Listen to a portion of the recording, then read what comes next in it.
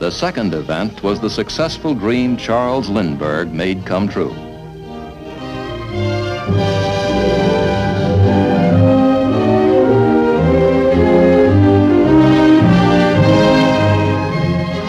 In his single-engine Ryan monoplane, Lindbergh had flown the Atlantic nonstop to Paris.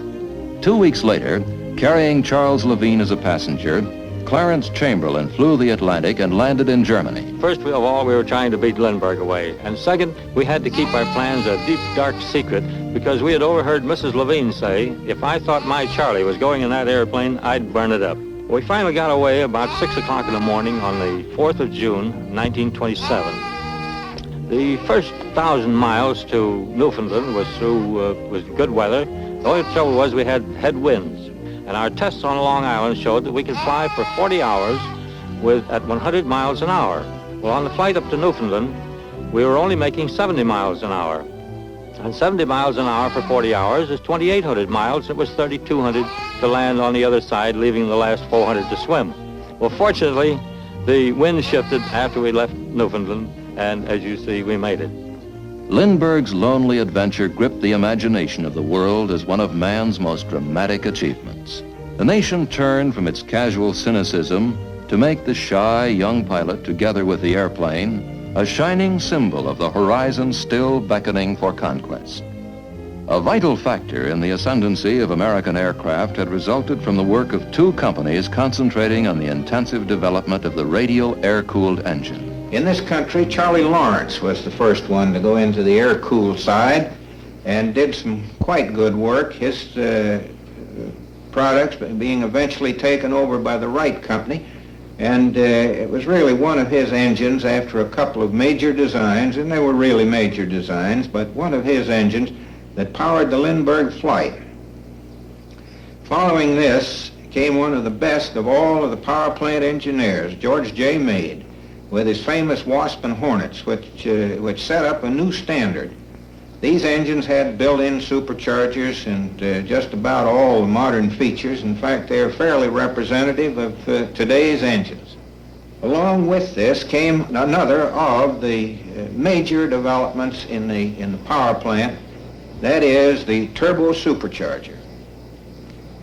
The Turbosupercharger was really quite a long time coming. The Frenchman by the name of Rateau had originally started to try and get it, but it took the General Electric Company and Dr. Morse to get this thing, which made almost all the difference in the world. The unusual engineering accomplishments of our American aeronautical industry began to bear fruit in the late 20s and early 30s. From a military point of view, for the first time, our various types of combat planes were unmatched abroad.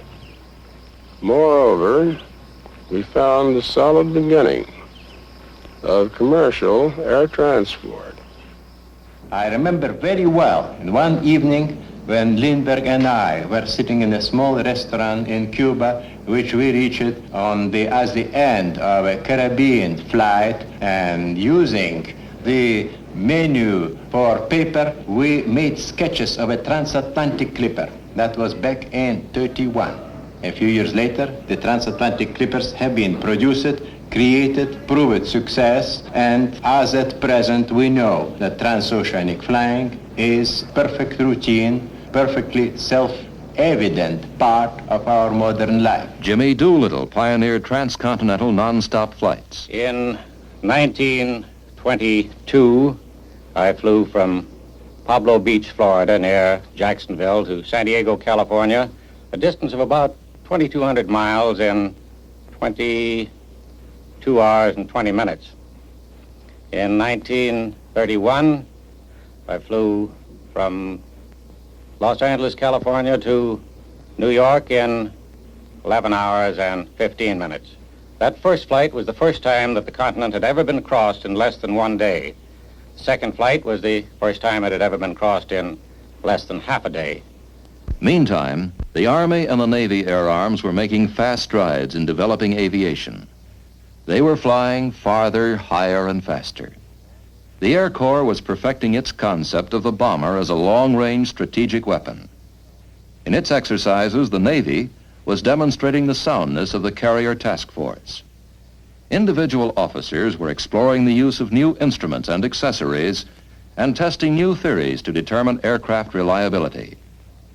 Two famous Army pilots, Carl Toohey Spotts and Ira Aker, flew 7 days in 1929 without landing. The question mark flight was an endeavor to use refueling as a means of keeping the plane in the air for a long time.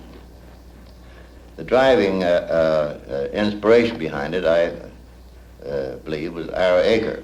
On the course between San Diego and Burbank, we passed over the home of Mrs. Spott's father and mother. And every time he passed over, she would take my oldest daughter, who was then about 6 or 7, out to see us go overhead. And on the 5th or 6th day, she pointed us out to Taddy and said, "Taddy, there's your daddy up there. He's been up in the air for 5 or 6 days, for 5 days. Don't you think it's wonderful?" And Taddy looked up and said, "No, I think it's dumb." But the flight did prove that refueling was practical. General Aker remembers an incident that forecast the need for equipment which would permit line flying. In 1919, flying in the Philippines from Manila to Stotsenburg, our station at that time, I ran into a typhoon, and the rain was so heavy that I couldn't see the horizon. I fell in a spin, and only the fact that the Manila Bay was yellow and the rain was darker was I able to recover from the spin and fly home. To my surprise, I found for the first time that when you couldn't see, you couldn't fly. I described this to Lieutenant Longfellow, later General Longfellow in the Second World War, and we began some crude experiments by hanging a plumb bob down across the instrument board and by putting a carpenter's level on the longeron, and got so that with these two aids we could fly through cloud, through several thousand feet of cloud. And that was one of the early days of instrument flying. 10 years after General Aker's Manila experience, Jimmy Doolittle, in association with the Sperry Company, tackled the problem. I made the first blind flight, the first completely blind flight, taking off under a hood, flying a prescribed course, and landing back under the hood without ever having seen out of the airplane. This doesn't sound very important now, but out of that came two instruments, the artificial horizon, the directional gyro, that are today standard equipment on every commercial airplane and every combat military airplane. The chain of development led back to General Aker. During the first transcontinental blind flight, Bill Kepner and I had a very practical but unexpected demonstration of the value of instrument flying.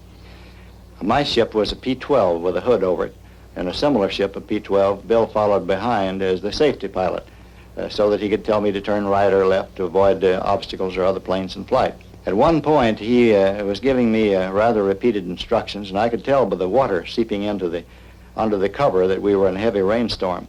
Finally, he said, "Hold your present course steadily. I'm going to fly formation on you." In 4 or 5 minutes, he called on the radio again, and he said, "We've come through the storm now, and I can see again." During that period of time, you led us through because I couldn't see either. The Great Depression had come. The industry was hard hit, but nevertheless, new companies developed to meet the increasing complexity of the airplane and its growing use of metals, electronics, and automatic controls. Dutch Kindleberger departed from Douglas to take over North American. Companies were formed bearing the famous names Bell, Fairchild, Northrop, Beech, Cessna.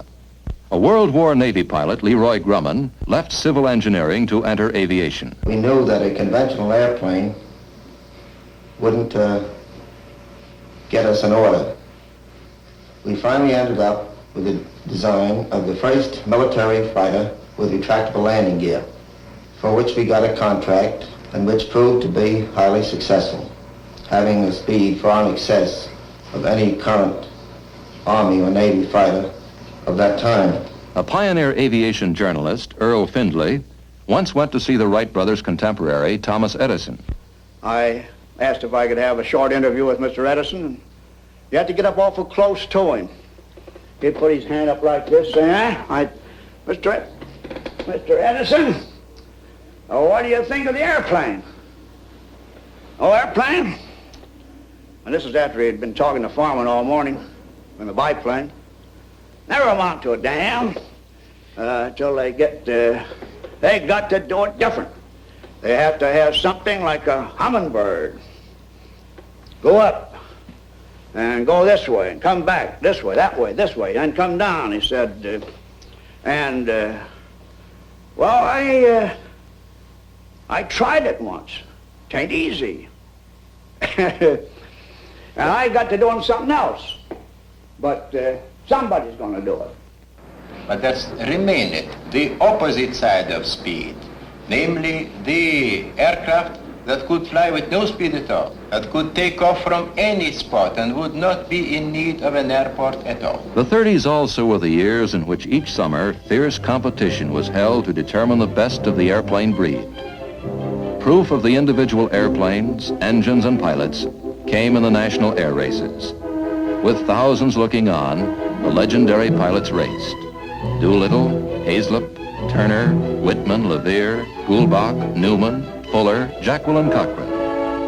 And flyers still flew against the clock, across the continent, across the seas, and indeed around the world itself. Balkan, Post, Gatty, Byrd, Hughes, Amelia Earhart, and wrong way Cork. As the hour swung late in the 30s, the air races were curiously American. For in Europe and Asia, aviation was not a case of relatively puny efforts in some, such as America was providing, much of it from individual man and companies. Rather, the vast resources of powerful foreign nations now were thrown behind the construction of air forces designed to subdue the world or to defend against such aggression.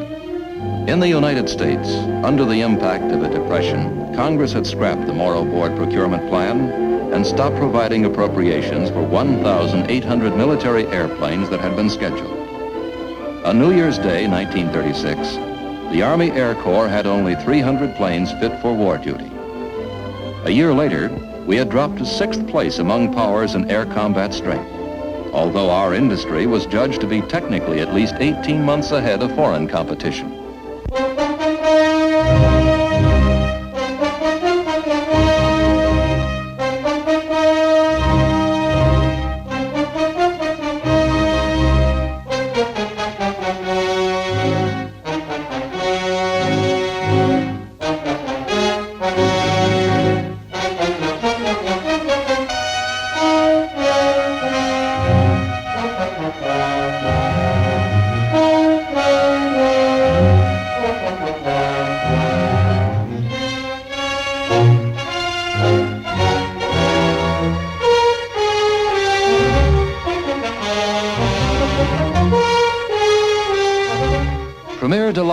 Lamented, if I had had 4,000 airplanes, there would have been no Munich. France had squandered a first-rate air power while she sat behind the Maginot Line.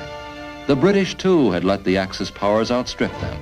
Frantically, both countries turned toward the United States, aware that, in the very act of running hard to meet crisis after crisis, an emphasis had been placed upon research, experiment, and development, which gave the United States technically superior aviation equipment. So the free world turned to the United States, not only for airplanes, but all of those weapons embodying the modern arsenal. To expand its facilities, train workers, and to adapt its job shop operations to techniques of mass production took time.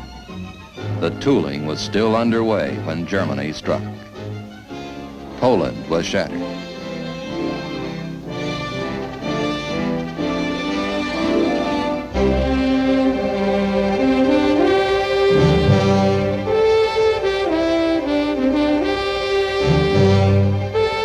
Holland and Belgium were overrun.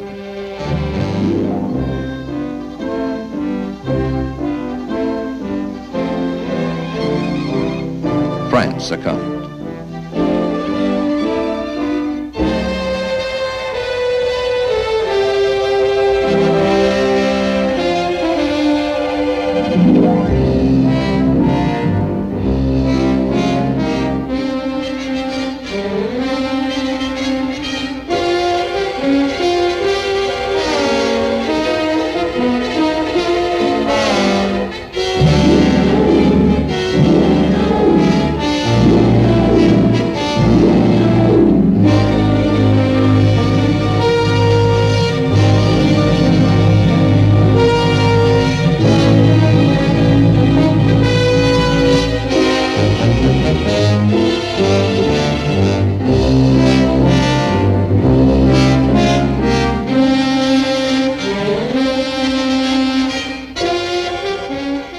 attitude of every home in our island, in our empire, and indeed throughout the world, except in the abodes of the guilty, goes out to the British airmen who, undaunted by odds, unwearied in their constant challenge of mortal danger, are turning the tide of war by their prowess and by their devotion, never in the field of human conflict, for so much owed by so many to so few.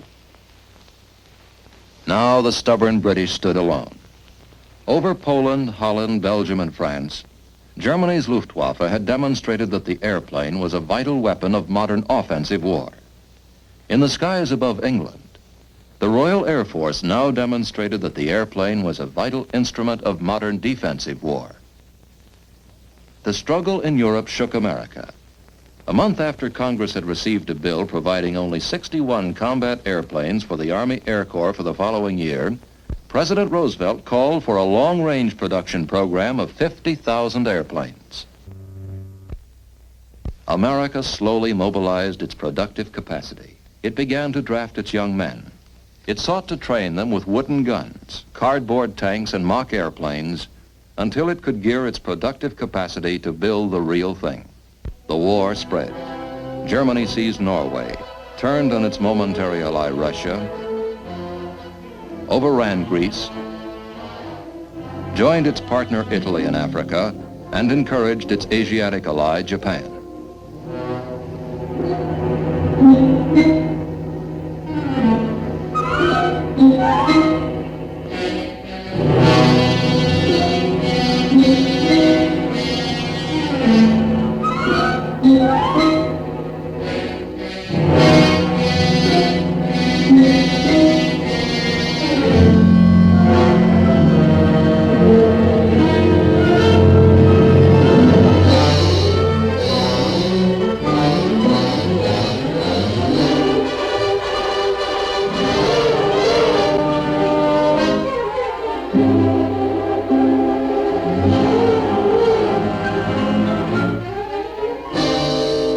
Nothing could have convinced the people of America more surely of the bitter nature of modern war than the sneak punch that Japan threw at Pearl Harbor.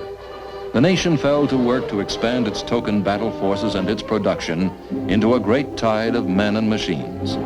To train men and to equip them required long months, particularly in aviation.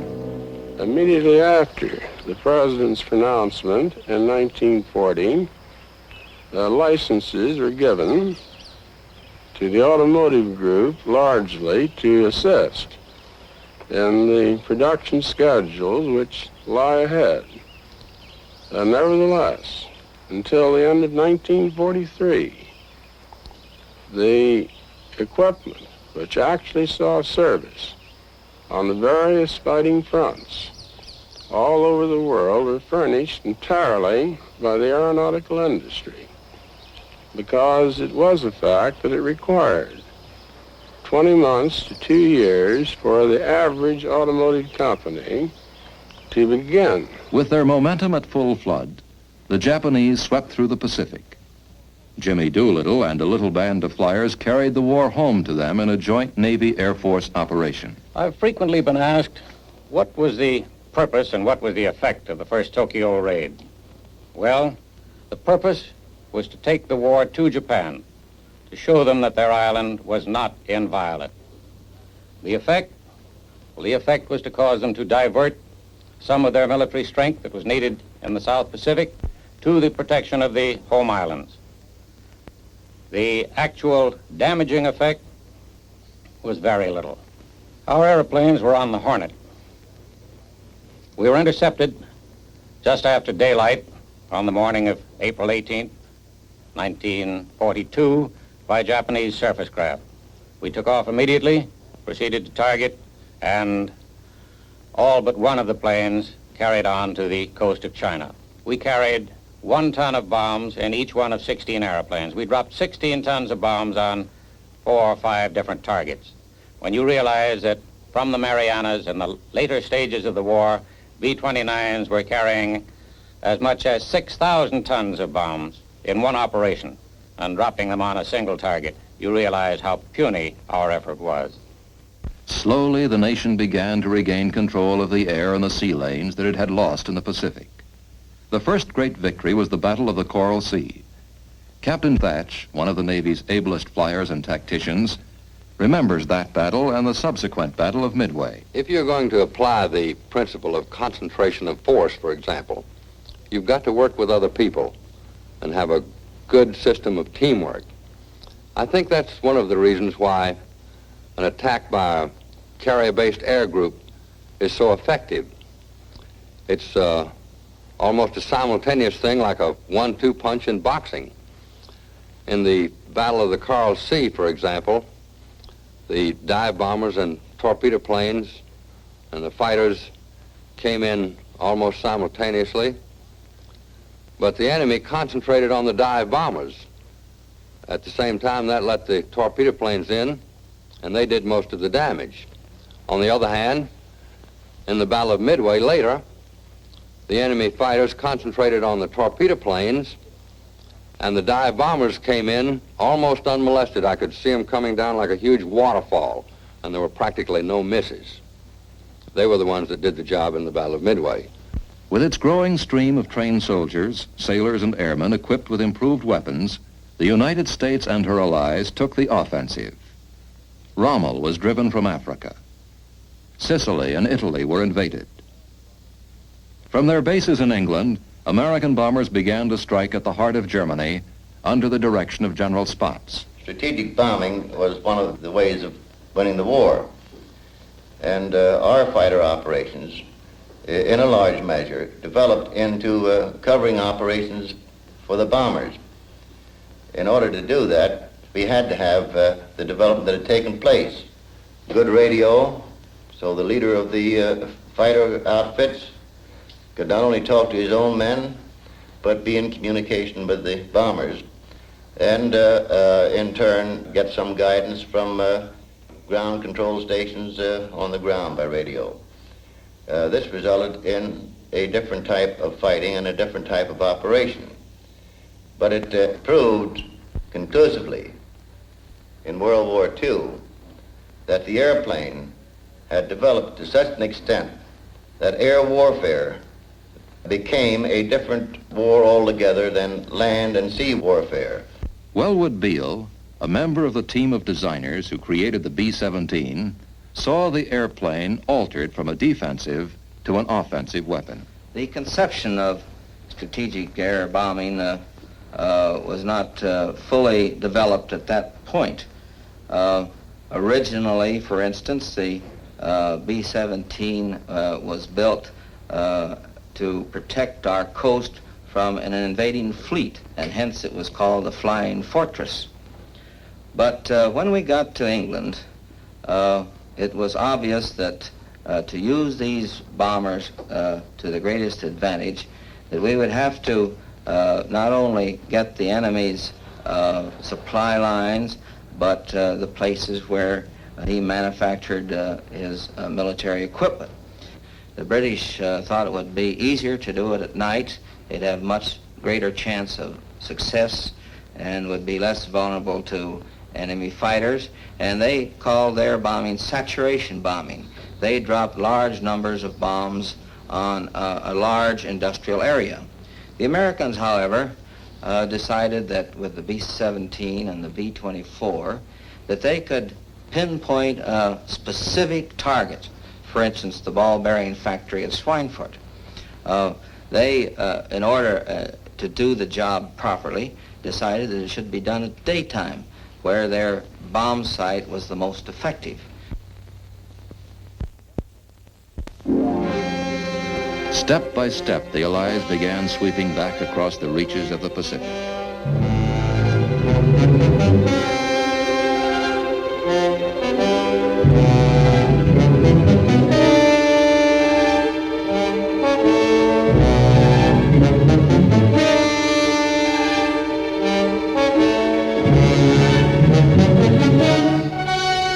Terrible cost we took Tarawa, Saipan, Kwajalein, Guam, Bougainville, and the Philippines, setting the stage for the aerial assault on Japan itself.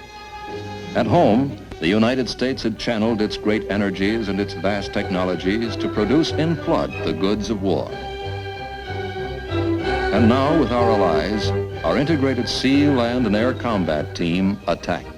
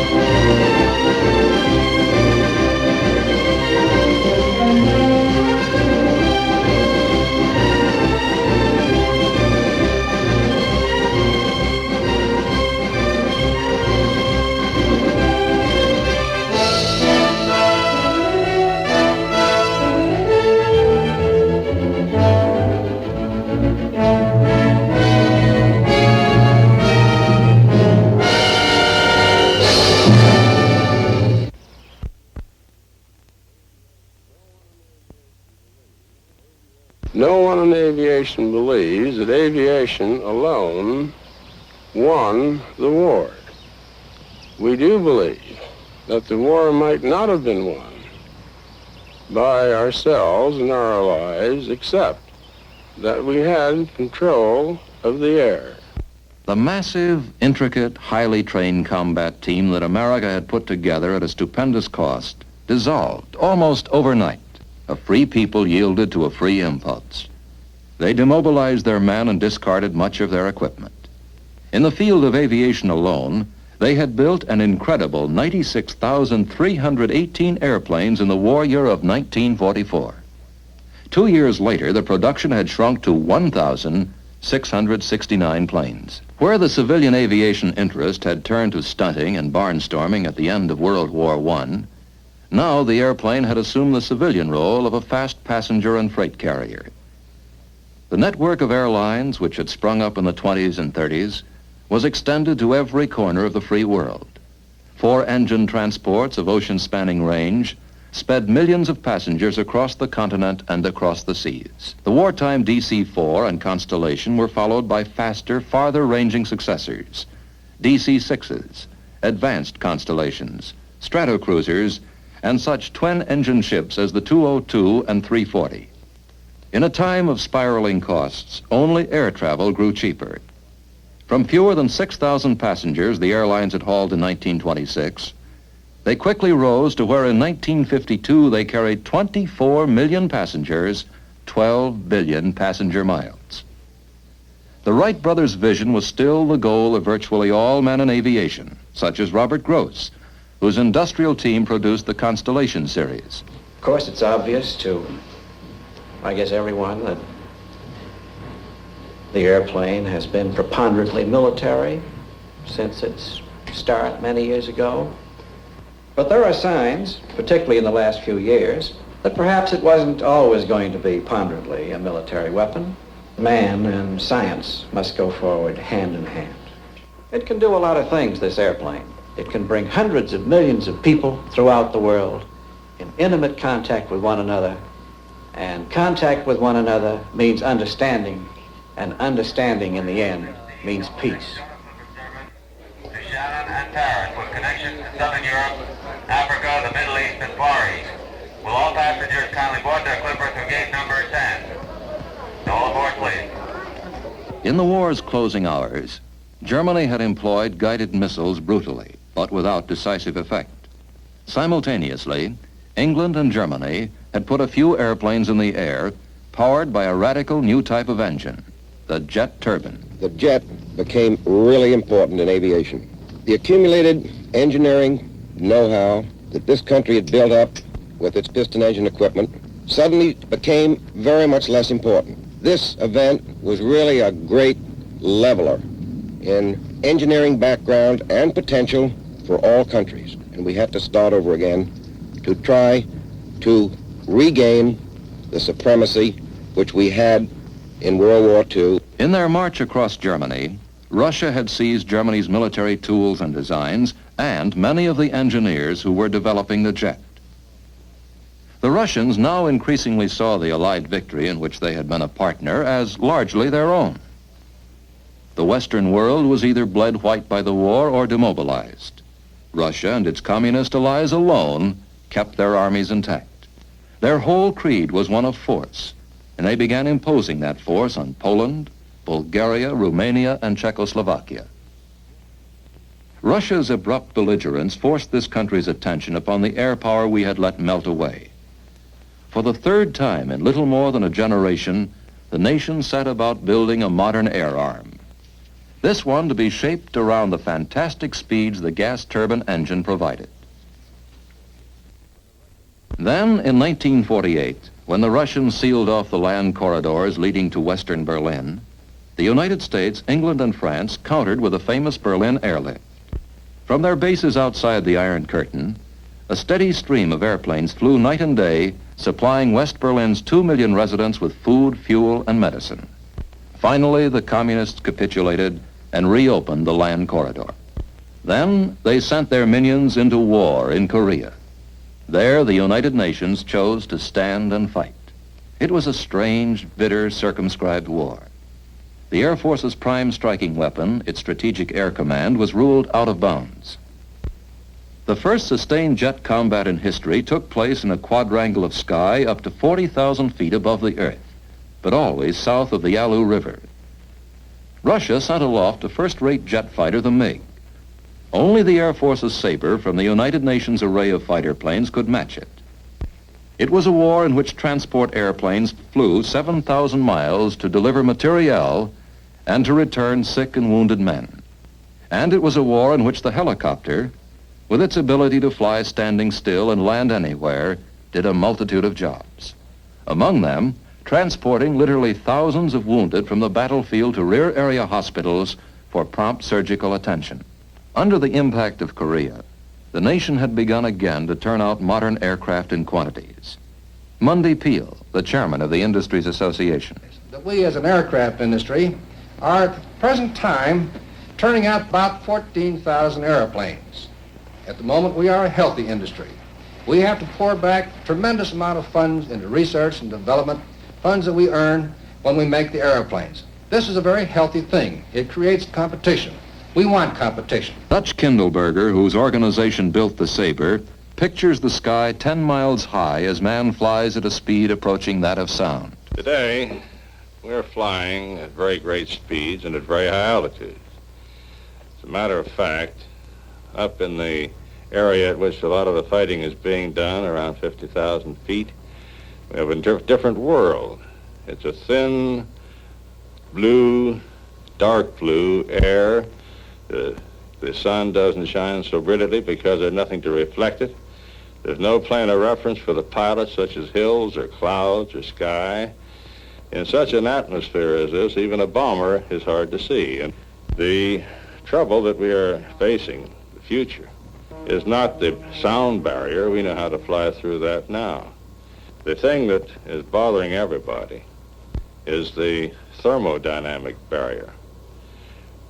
The air flowing over an airplane at these very high speeds by friction will heat up the surface of the airplane.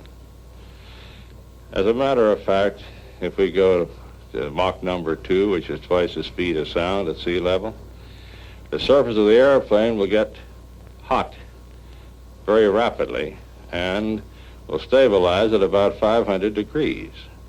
Well, since ordinary aluminum alloy loses half its strength by 350 degrees, and that even titanium and steels begin to give trouble at 500 and 600 degrees, it's obvious that we are in a great deal of difficulty in the future. There also are many things like hydraulic fluid. We don't know how to make hydraulic fluid that won't boil away at this temperature. We don't know how to make packings that won't seize at this temperature, or bearings, or lubricants. In fact, if the bubble with which everybody is familiar gets soft and would lose its shape and disappear at 300 degrees. So we have ahead of us a great deal of research and a long, long time of trouble before we're going to be going anything like the speeds at which our magazine supplement writers seem to think we're ready for tomorrow. Modern test pilots who fly at sonic speeds and incredible altitudes take an equally factual view of their calling. Tex Johnston sums up his philosophy after putting the J-57-powered B-52 through its paces. After 12 years of testing, 10 years in the jet field, involving the first jet airplane to fly in this country, the P-59, the first rocket airplane to fly in the United States, the X-1, incidentally the first airplane to fly faster than the speed of sound, the B-47, the B-52. I believe all the more in the two old sayings. First, that one test flight is worth 1,000 expert opinions, and the other one for the flyboys, the altitude above you and runway behind you will never do you any good. Chuck Yeager, the first man to fly through the sonic barrier, and Bill Bridgman, a test pilot who has flown almost twice the speed of sound and has piloted a plane at an altitude of 79,000 feet, discussed their calling in language peculiarly their own. Certainly enjoyed the work. I think launching is the only safe way to get into that kind of flying. It's a heck of a lot safer than takeoffs, that's for sure. Yeah, and you burn so much fuel when you take off before you get up to the altitude where the airplane can drop you. And I personally think that's the most fun involved in a flight is when the guy cuts you loose, you're just hanging there for a minute, just like on a roller coaster. Yeah. You were pretty close to stall, too, when you came out of there, weren't you? When yeah. You out of 29? We stalled at around 240 indicated with full fuel load. So one time, I remember Jack Ridley, we had a release failure, and he dropped me out at about 180 indicated, and I didn't know which end was up for a while. Well, I noticed on the Skyrocket that when we first dropped out, you could kind of feel the stall by watching the boom out there. When the boom began to shake while she was on the nipple. I don't know. You can see it bend? I see it oscillate a little bit, yeah. And so the airplane has evolved from the Wrights, whose first flights at Kitty Hawk were at speeds hardly faster than an athlete can run, to speeds today where the Bridgmans, the Yeagers, and the Johnstons travel faster than a bullet. Horizons far beyond today's achievements still beckon.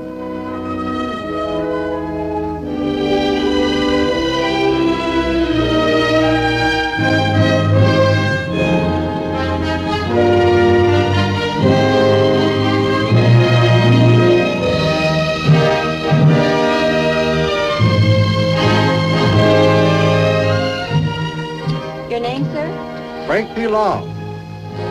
Have you flown before? Yes, I've flown before.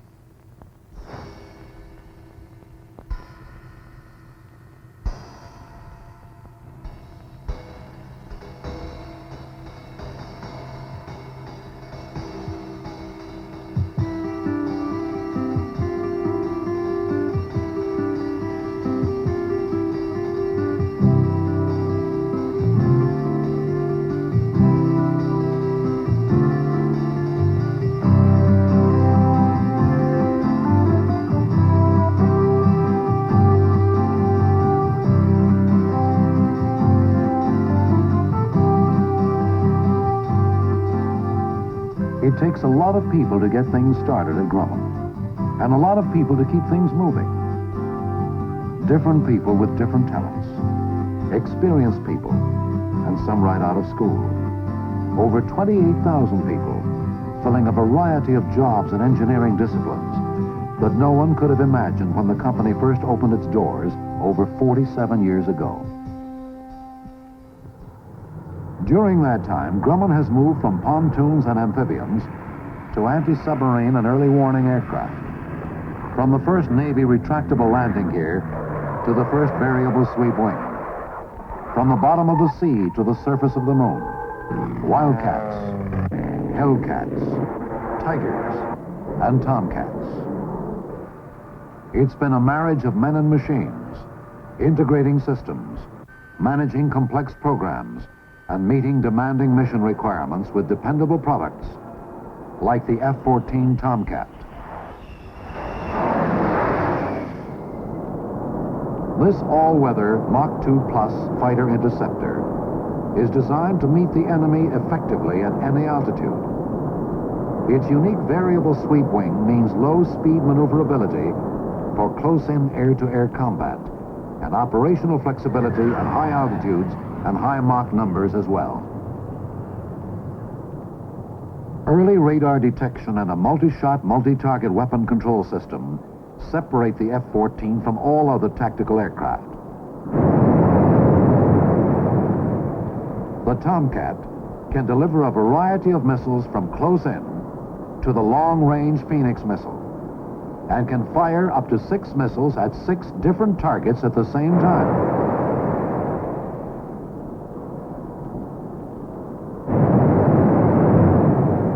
As many as 24 targets can be tracked simultaneously. Manufactured primarily in the Bethpage plants, F-14 final assembly and flight testing are accomplished at the Grumman Calverton facility. Here, production continues round the clock as many hands work together to get the aircraft out on schedule and into the hands of Navy pilots.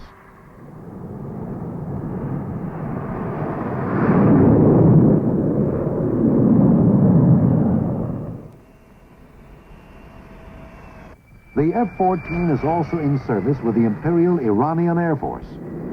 80 of the twin-tailed Tomcats have been purchased by this dynamic nation in the Middle East.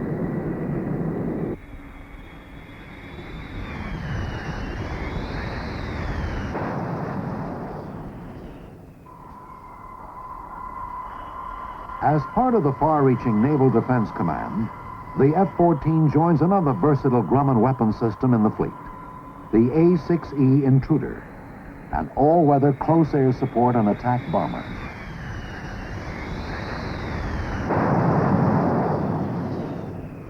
First flown in the early 60s, the Intruder has benefited from a continuous program of product improvement, which has increased its overall effectiveness and versatility. In addition to its primary role as an all-weather attack bomber, various models in the A-6 series are used to suppress surface-to-air missiles, to refuel other aircraft in flight, and to assist in anti-submarine warfare operations. The A-6E model, with a new radar and computer, has proven particularly effective, detecting, tracking, and destroying enemy targets in any weather, day or night, without visual reference or any external navigation aid.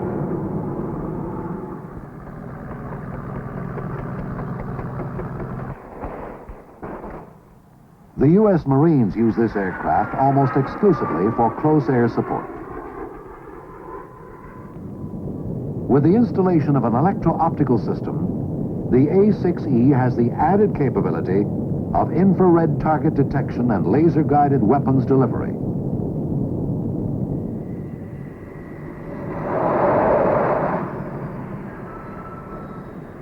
The latest member of the A-6 family, the 4-place EA-6B, is the first aircraft built specifically for the electronic countermeasures mission. Its primary job, to jam enemy radar in defense of strike aircraft.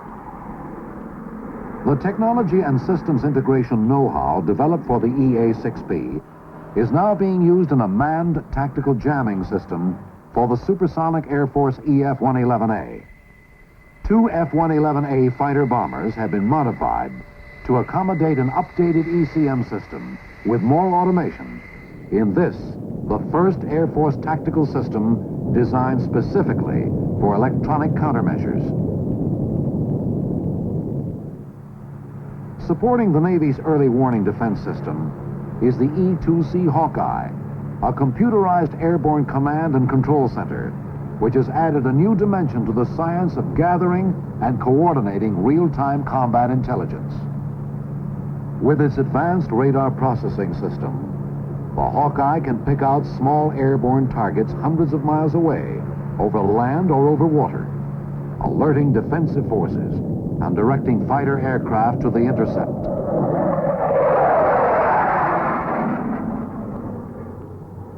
Getting the most out of production aircraft has been a hallmark of Grumman know-how, a combination of practical engineering and sophisticated design efforts.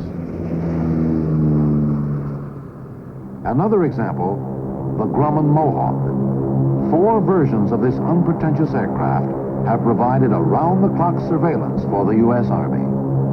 The latest Mohawk combines all the reconnaissance capabilities of previous models through the use of photographic, infrared, and side-looking radar. Inspection, repair, and updating of Mohawks are accomplished at the Grumman facility in Stewart, Florida. In fact, there's a lot going on in Plant 77, including production of F-14 subsections, commercial engine pods, and spare parts. The old Grumman standby, the rugged Albatross, which first flew over 30 years ago, is also overhauled and refurbished here. Many of these amphibians are still in service with a number of foreign governments and the U.S. Coast Guard. Product diversification at Grumman extends even further to a military version of the Gulfstream 1 for training A-6 bombardier navigators, to the modification of 2 Gulfstream 2 aircraft for use as crew trainers for the Space Shuttle Orbiter, to evaluating the use of windmills and solar panels as a means of helping alleviate the energy crunch, to a revolutionary process developed by the Research Department for riveting through high-velocity stress waves generated by electrical energy, to the 67-ton Flagstaff, a hydrofoil ship which can fulfill a variety of military, coast patrol, defense, and search and rescue missions, to designing and building flight simulators for training personnel in handling aircraft systems. At Great River on Long Island, the company has set up an extensive facility for production of printed circuit boards, cables and harnesses for aircraft and ground support equipment. And in Texas, the Grumman Houston Corporation manufactures electrical and electromechanical components for aircraft systems, energy exploration, and oil refinery operations. Along with these varied products is an extraordinary Grumman commitment to outer space that began over a decade ago with an orbiting astronomical observatory. The Apollo space program, of course, added a new page to history with each flight. 9 times Grumman lunar modules were launched, and 9 times they responded in near flawless fashion, unmanned and manned, in Earth and lunar orbit, and finally, on the moon itself. The clean room where the lunar module was assembled has since been renovated to accommodate another space project, the Delta Wing construction for the Space Shuttle Orbiter, the first reusable space vehicle. There she goes. Clear and beautiful. Speed clear. There, we got a GPC light, lost the test on 2. Beyond these and the major weapon systems in production today are a number of commercial and smaller government programs. A subsidiary, Grumman Allied, handles manufacture and marketing of many of these products. In addition to the line of popular Pearson sailing auxiliaries, Grumman canoes, and utility boats, Grumman Allied manufactures truck bodies and a variety of buses, emergency rescue vehicles, some of which are in service with the New York City Department of Hospitals, fire engines, and a unique electronically controlled fire hose nozzle with a built-in radio transmitter that puts full control of the water stream in the hands of the nozzleman, providing the right water flow to the right hose at the right time.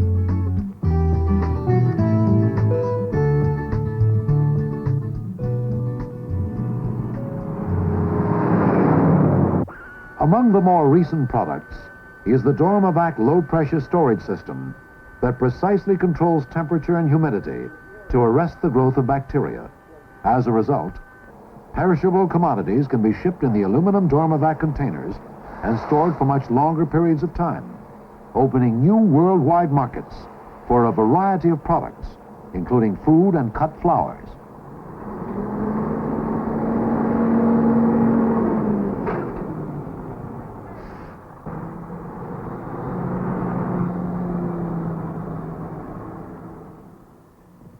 Facilities for treating municipal waste are now being designed and constructed by Grumman Ecosystems Corporation. This subsidiary has acquired rights to the German VKW technology for burning solid waste to produce usable steam and electric energy. Diversification has also taken giant strides at the company's Grumman American subsidiary. Here at Savannah, Georgia, is the home of a number of commercial aircraft, including the Gulfstream II, the world's fastest business jet, with a cruising speed of nearly 600 miles an hour. The only aircraft in its class capable of non-stop transoceanic and intercontinental range, the Rolls-Royce-powered Gulfstream II also offers a spacious interior. Depending on individual decor, the stand-up cabin can accommodate up to 19 passengers in living room comfort. From the Gulfstream II to the four-place Cheetah is no small transition, but it represents the other end of the company's increasing interest in the commercial aircraft market. Other entries include the two-place T-Cat and Lynx, a family aircraft, the popular four-place Tiger, and the new twin-engine Cougar.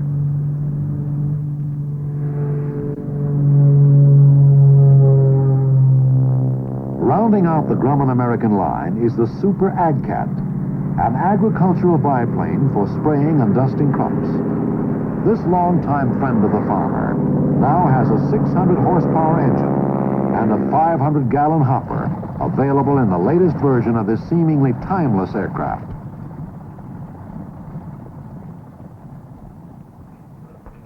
In support of the Grumman Corporation as a whole and a growing list of commercial clients is Grumman Data Systems, the largest non-government computer facility on the East Coast. Here, Data Systems can simulate a space launch, supervise a complex telephone exchange, manage a corporation's total business system, track test flights with a real-time automated telemetry system installed at Calverton, and help establish standards for the maritime industry through simulation and computer-aided research experiments. An integral part of overall Grumman capabilities is a far-reaching effort aimed at meeting current and future corporate goals. Conceptual and preliminary design studies essential to staying on top in the aerospace business. On the drawing boards today are a number of new aircraft designs, from super agile fighters to vertical takeoff and landing vehicles, which will operate from small air-capable platforms in the new Navy of the 1990s. Space projects include a satellite system with a large antenna to be unfurled in space as a public service platform, a fabrication system that will eventually enable us to literally build large structures in outer space, and an orbiting satellite to supply practical solar power. Through the research department, the company is investigating scramjet technology, transonics, and supersonics, analyzing aircraft control systems, and simulating air combat maneuvers for tactical development and pilot training. Other research programs deal with studies in a zero-G environment, including experiments with NASA using a series of sounding rocket flights to prepare for future space processing laboratories. Generating electricity from a new tornado wind turbine system. Developing sensor technology for correlating images from enemy targets to cancer cells. Devising more economical ways to enrich uranium. And applying the unique Grumman Foswich sensor detector in airborne exploration for uranium. Transfer and development of new technologies for use in military and commercial products is a prime responsibility of the Advanced Development Department. New manufacturing techniques developed here include the use of electrons and laser beams, the plasma arc, and ultrasonic energy. To meet the technological challenge of weight reduction, a problem common to all aircraft, Grumman is developing new advanced materials and processes, pioneering the use of boron and graphite composites, which are much lighter than current metal structures, stronger, and less expensive too. Efforts in this field, including automatic tape laying for the F-14 horizontal stabilizer, have paid off, with contracts for production of prototype horizontal and vertical stabilizers for the Air Force B-1 bomber. Most of the manufacturing of composites and reinforced plastics is accomplished at the company's facility in Milledgeville, Georgia, where over 2,000 aircraft parts are produced from composites.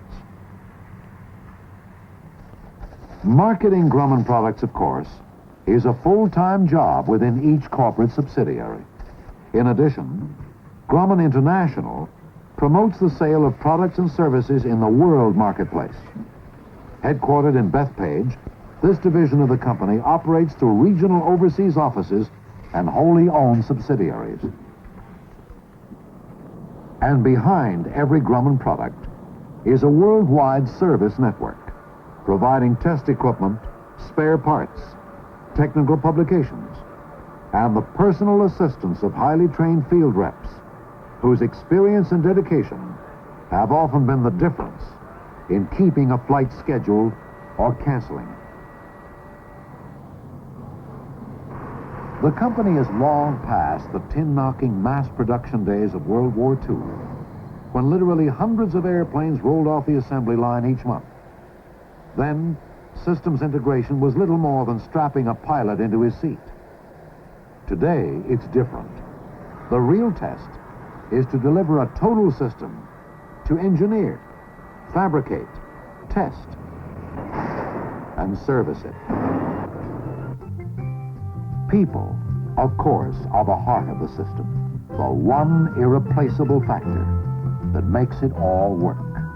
Indeed, working together, we have a lot to offer, having grown in knowledge and experience, while continually encouraging a flow of new talent, new people, engineering, building, integrating, and managing systems that men have learned to depend on.